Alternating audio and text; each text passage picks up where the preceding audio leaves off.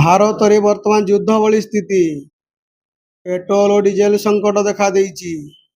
Petrol pump ଗୁଡ଼ିକରେ ଗ୍ରାହକଙ୍କ ଲମ୍ବା ଲାଇନ।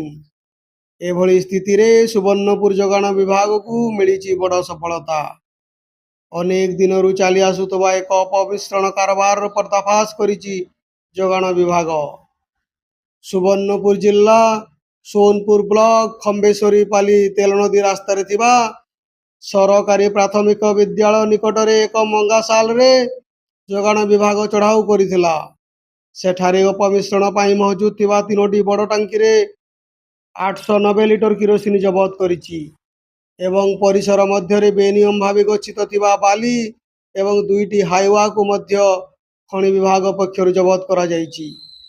ଏହି ଚଢ଼ାଉରେ ଏକ୍ଜିକ୍ୟୁଟିଭ ମାଜିଷ୍ଟ୍ରେଟ ତଥା ଉପଜିଲ୍ଲାପାଳ ଡକ୍ଟର ସୌମ୍ୟରୂପା ରଥ, ଯୋଗାଣ ଅଧିକାରୀ କେଦାରନାଥ ନାୟକ, ସୋନପୁର ଆଇଆଇସି ଯାଦବ ବାଗ, ଅତିରିକ୍ତ ଯୋଗାଣ ଅଧିକାରୀ, ଯୋଗାଣ ଇନ୍ସପେକ୍ଟର, ଅତିରିକ୍ତ ତହସିଲଦାର ଏବଂ ଖଣି ଅଧିକାରୀ ମିଳିତ ଭାବେ ଏହି ଚଢ଼ାଉରେ ସାମିଲ ଥିଲେ। ମଙ୍ଗାସାଲ ଦେଖାଯାଉଥିବା ଏହି ଗୋଦାମ ଘର ସମ୍ମୁଖରେ ଥିବା ଧଳା ମାଟିକୁ ବ୍ୟବହାର କରି ଅପମିଶ୍ରଣ ହେଉଥିବା ଜଣାଯାଇଛି।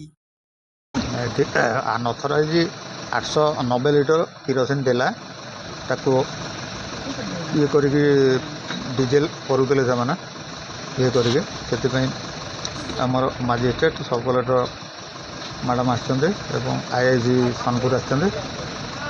ତାଙ୍କ ପ୍ରେଜେନ୍ସରେ 890 ଲିଟର କିରୋସିନ ସିଜ୍ ହେଇଛି ଏବଂ ତା'ର ଯାହା ଯାହା ଡ୍ରମ୍ ଥିଲା ସବୁ ଏମ୍ଟି ଡ୍ରମ୍ ସେଗୁଡ଼ାକ ସିଜ୍ ହେଇଛି। ପ୍ଲସ୍ ଟୁଲୁ ମେସିନ୍ ଗୋଟେ ୟୁଜ୍ କରୁଥିଲା ସେଇଟା ବି ସିଜ୍ ହେଇଛି। ନା ବର୍ତ୍ତମାନ ତ ସମ୍ପୃକ୍ତ ସେଇଟା କେହି କ୍ଲେମ୍ କରିନାହାନ୍ତି। ସେଇଟା ବର୍ତ୍ତମାନ ପର୍ଯ୍ୟନ୍ତ ଅନକ୍ଲେମ୍ ଅଛି।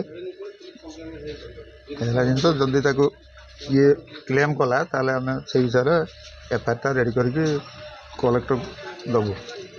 ସାର୍ ଜାଗାଟା ତ ଆପଣ ମାର୍କିଂ କରିପାରିବେ। ତ ଆମ ପାଖରେ ସେ ଜିନିଷଟା ରହିବ ନାହିଁ, ବୁଝିପାରିବେ ନା। ସେଇଟା ରେଭିନ୍ୟୁ ମ୍ୟାଟର, ସେଇଟା ଆମେ କହିପାରିବୁନି କାହା ଇଏରେ ଜାଗାଟା ଅଛି।